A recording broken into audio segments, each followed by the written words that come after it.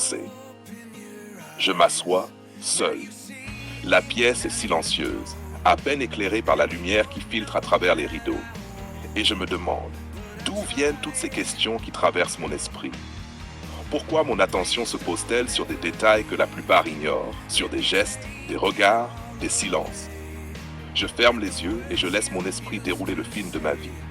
Chaque rencontre, chaque observation, chaque instant, même les plus insignifiants, semblent être enregistrés quelque part.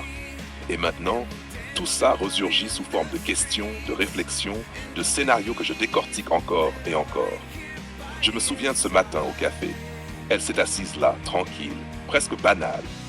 Mais son regard, la manière dont elle a effleuré la tasse, la légèreté de son geste, tout ça a fait naître une interrogation.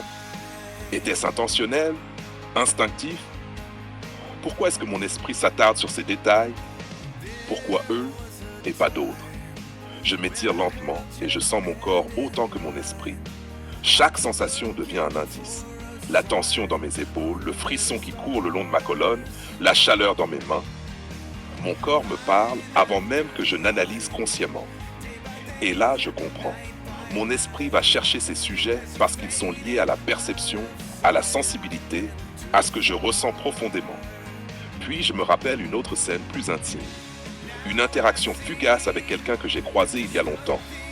Un regard, un mot, un sourire qui n'a rien dit et tout dit à la fois.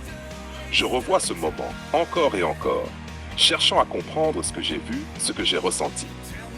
Et je me demande, est-ce que je construis une histoire dans ma tête ou est-ce que je perçois réellement ce qui s'est passé? Je marche dans la pièce, le regard perdu vers la fenêtre. La ville est en mouvement, indifférente à tout ce que je ressens. Et je réalise que mon esprit aime explorer ce qui échappe aux autres. Les gens passent sans remarquer la tension invisible, le langage silencieux, les nuances dans un geste. Mais moi, je ne peux pas m'empêcher de les percevoir. C'est comme si mon cerveau cherchait à compléter un puzzle que personne d'autre ne voit. Et c'est là que je comprends. Ces questions viennent de ma quête de clarté. Je ne me contente jamais de ressentir, de deviner ou de supposer. Je veux comprendre, analyser, décoder.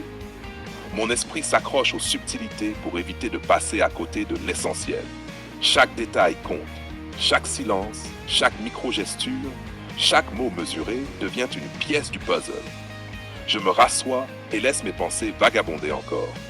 Je revois des dizaines de situations, des gestes insignifiants qui prennent soudain tout leur sens.